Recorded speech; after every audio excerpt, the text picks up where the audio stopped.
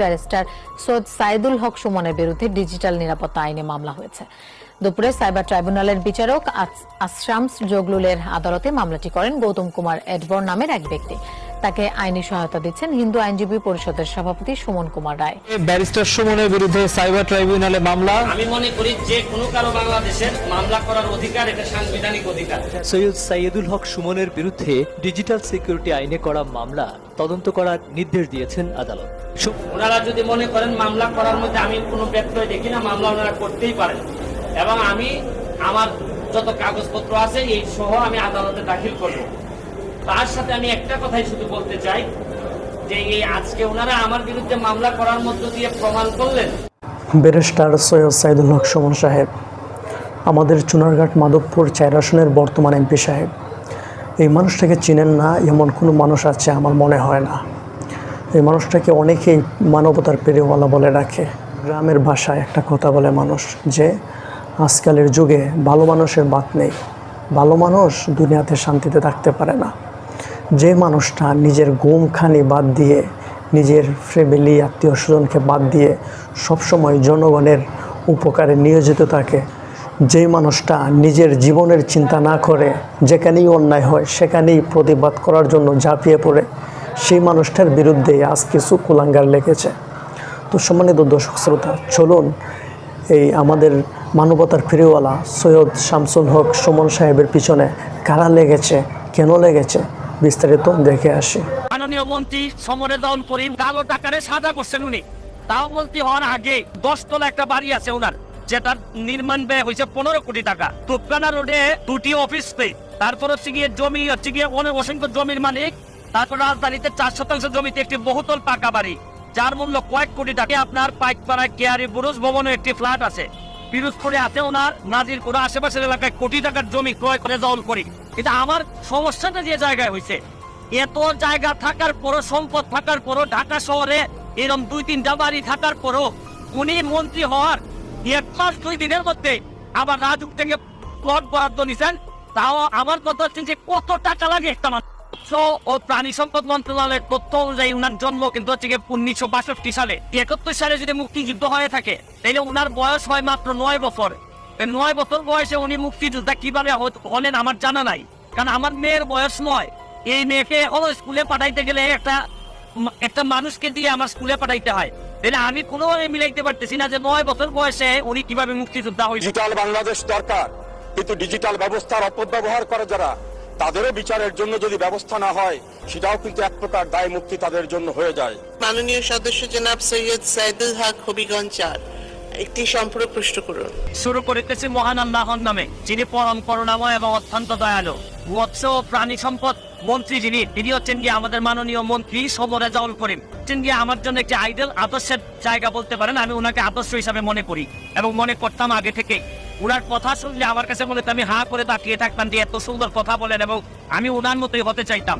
কিন্তু আজকে যখন দেখলাম যে একটা নিউজ আসছে, আমি জানি না আপনারা দেখেছেন কিনা, সমকালে একটা নিউজ আসছে। এই নিউজটা পড়ার পর আমার কাছে, এই সমকালের নিউজটা আমার কাছে পড়ার পর আমার মনে হইছে যে 2-1টা কথা আমার মনে হয় বলা উচিত।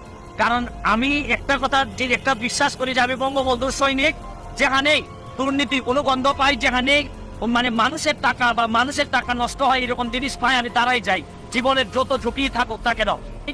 যে এই রিপোর্ট অনুযায়ী দেখলাম এই যে মৎস্য ও প্রাণী সম্পদ মন্ত্রণালয়ের তথ্য অনুযায়ী উনার জন্ম কিন্তু হচ্ছে 1962 সালে। 1962 সালে উনার জন্ম হয়ে থাকলে উনি মুক্তিযোদ্ধা হিসাবে দাবি করতেছেন, উনার সার্টিফিকেট আছে মুক্তিযোদ্ধার। এবং উনি 71 সালে যদি মুক্তিযুদ্ধ হয়ে থাকে তাহলে উনার বয়স হয় মাত্র 9 বছর। 9 বছর বয়সে উনি মুক্তিযোদ্ধা কিভাবে হলেন আমার জানা নাই। তাহলে আমি কোনোভাবে মিলাইতে পারতেছি না যে 9 বছর বয়সে উনি কিভাবে মুক্তিযোদ্ধা হইলেন, এটা আমার কোনোভাবে মিলতেছে না। প্রথম প্রশ্ন। পরের প্রশ্ন হচ্ছে গিয়ে দেখেন, উনি দেখলাম রিপোর্ট অনুযায়ী কালো টাকারে সাদা করছেন উনি, তাও মন্ত্রী হওয়ার আগে। আচ্ছা ধরে নিলাম যে উনার টাকা আছে, অনেক টাকা আছে, উনি স্বনামধন্য আইনজীবী। এখন কালো টাকারে তিনি সাদা করেন, তার পক্ষে কিন্তু উনার মন্ত্রণালয়ে যত মানুষ দুর্নীতিবাজ আছে, যারা কালো টাকার মালিক, তাদেরকে তো নৈতিকভাবে উনি কোনো কথাই বলতে পারেন। উনি নিজেই তো কালো টাকার মালিক ছিলেন, যেখানে উনি সাদা করছেন, এই রিপোর্ট অনুযায়ী এখানে স্পষ্ট আছে। এরপরে আমি আপনাদেরকে আরো জিনিস দেখাইতে চাই।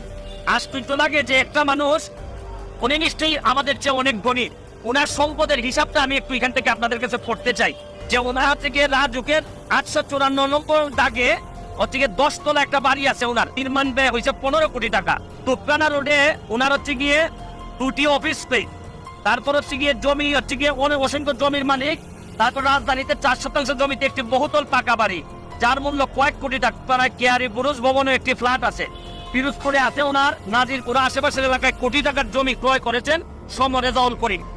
যে উনি হয়তো অনেক ধনী হইতে পারেন, ওনার এই জায়গা সম্পত্তি থাকতে পারে, এটা আমার সমস্যাটা যে জায়গায় হয়েছে, এত জায়গা থাকার পরও, সম্পদ থাকার পরও, ঢাকা শহরে এরকম 2-3টা বাড়ি থাকার পরও উনি মন্ত্রী হওয়ার 1 মাস 2 দিনের মধ্যে আবার রাজুক থেকে প্লট বরাদ্দ নিছেন। তাও আমার কথা হচ্ছে যে কত টাকা লাগে একটা মানুষের, কত টাকা হইলে মানে এটা তো হচ্ছে এই বরাদ্দ তো নিবে যারা হচ্ছে গিয়ে ধরেন হয়তো পেয়নি, উনি কিছু করেন নাই, কিন্তু এত জায়গা সম্পত্তি থাকার পরে একটা মানুষের আবার এই জায়গা নিতে হয়। এইটা আমার কাছে মনে হয়েছে যে এটা কঠিন বাস্তবতা। আমি এই রিপোর্টটা এখনো বিশ্বাস করতে চাই না, এখনো আমার আইডল। আমি মনে করি উনার যেভাবে উনি কথা বলেন আমি এখনো বিশ্বাস করতে চাই। আমি বিশ্বাস করি উনি এই সমকালে যতগুলা লেখা আসছে এইটার একটা প্রতিবাদ দিবেন অথবা এদের বিরুদ্ধে মামলা করবেন যদি এই কথাগুলো সত্যি হয়ে না থাকে। আর যদি সত্যি হয়ে থাকে তাইলে আর বলার অপেক্ষা রাখে না যে আপনার মতো লোকরাও যদি এই ধরনের বিতর্কিত হন তাইলে বঙ্গবন্ধু কন্যা কাদেরকে দিয়ে দেশ চালাবেন? মানুষ যদি নষ্টের কাতারে চলে যায় তাহলে বঙ্গবন্ধু কন্যা কাদেরকে দিয়ে দেশ চালাবেন?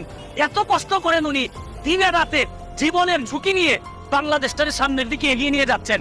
আর আমাদের মতো লোকগুলা যদি এইভাবে আমরা বিতর্কিত হয়ে যাই, আমাদের যদি এত সম্পদ দরকার হয় তাহলে কোনোভাবেই বঙ্গবন্ধু সীমারভাবে আমরা পৌঁছাইতে পারবো না। এখনো বিশ্বাস করি যে উনি প্রতিবাদ দিয়ে মামলা করবেন যদি এগুলো সত্য হয়ে না থাকে।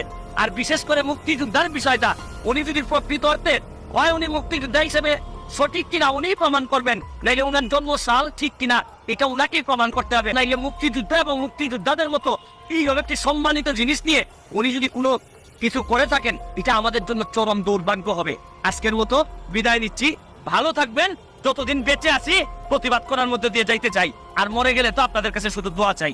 দেখছেন, উনি উচিত কথা বলার কারণে ওনার পেছনে এখন শত্রুর অভাব নেই, অথচ উনি দিন রাত 24 ঘন্টা জনগণের জন্যই কাজ করে যান, নিজের জীবনের চিন্তা করেন না। তো যাই হোক, চলুন ওনার নামে কারা মামলা করেছে এবং কেন করেছে চলুন সেই বিষয়টা একটু দেখে আসি। ধর্মীয় অনুভূতিতে আঘাত দেওয়ার অভিযোগে ব্যারিস্টার সুমনের বিরুদ্ধে সাইবার ট্রাইব্যুনালে মামলা। আমি মনে করি যে কোনো কারো বাংলাদেশের মামলা করার অধিকার, এটা সাংবিধানিক অধিকার। যে এই আজকে ওনারা আমার বিরুদ্ধে মামলা করার মধ্য দিয়ে প্রমাণ করলেন যে এই দেশে যারা মাইনরিটি আছেন, হিন্দু, বৌদ্ধ, খ্রিস্টান যারা আছেন, তারা কোনোভাবেই কোনো খারাপ অবস্থায় না। ফেসবুকে হিন্দু ধর্মাবলম্বীদের কটূক্তি করার অভিযোগে সুপ্রিম কোর্টের আইনজীবী ব্যারিস্টার সৈয়দ সাইদুল হক সুমনের বিরুদ্ধে ডিজিটাল নিরাপত্তা আইনে মামলা হয়েছে। দুপুরে সাইবার ট্রাইব্যুনালের বিচারক আশরামস জগলুলের আদালতে মামলাটি করেন গৌতম কুমার এডবর নামের এক ব্যক্তি। তাকে আইনি সহায়তা দিচ্ছেন হিন্দু আইনজীবী পরিষদের সভাপতি সুমন কুমার রায়। মামলার অভিযোগে বলা হয় ফেসবুকে ব্যারিস্টার সুমন হিন্দু ধর্মকে নিকৃষ্ট ও বর্বর ধর্ম বলে মন্তব্য করেছে। তবে সুমন এ ব্যাপারে আগে থেকেই বলে আসছেন যে আইডি থেকে এমন কথা বলা হয়েছে সেটি ভুয়া। ব্যারিস্টার সুমনের দাবি তার নাম ব্যবহার করে কেউ এটি করছে। বিশ্বাস করেন ভাই, উনি যখন প্রথম দিন সংসদে গিয়েছিলেন তখনই ভাবছিলাম এই বিষয়টা নিয়ে যে উনি বেশি দিন হয়তো সংসদে শান্তিতে রাখতে পারবেন না, ওনার পিছনে অনেক শত্রু লেগে যাবে, কারণ উনি সবসময় উচিত কথা বলেন এবং সত্য ঘটনা যেটা সেই ঘটনাকে তুলে ধরার চেষ্টা করেন। তো তারপরও আশা করি ইনশাল্লাহ তারা কিছুই করতে পারবে না, কারণ ওনার কাছে সব কিছু প্রমাণ আছে বলেই উনি কথা বলছেন। ওনাকে হারানো অত সহজ না, সাক্ষী প্রমাণ দিতে হবে, তারপরে দেখা যাবে কি হয়। তো ভিডিওটি কেমন লেগেছে অবশ্যই কমেন্ট বক্সে জানাবেন। ভিডিওটি শেয়ার করে সকল জনগণকে দেখার সুযোগ করে দেবেন। তো দেখা হবে পরবর্তী নতুন কোনো ভিডিওতে। এই পর্যন্ত ভালো থাকেন, সুস্থ থাকেন, আল্লাহ হাফেজ।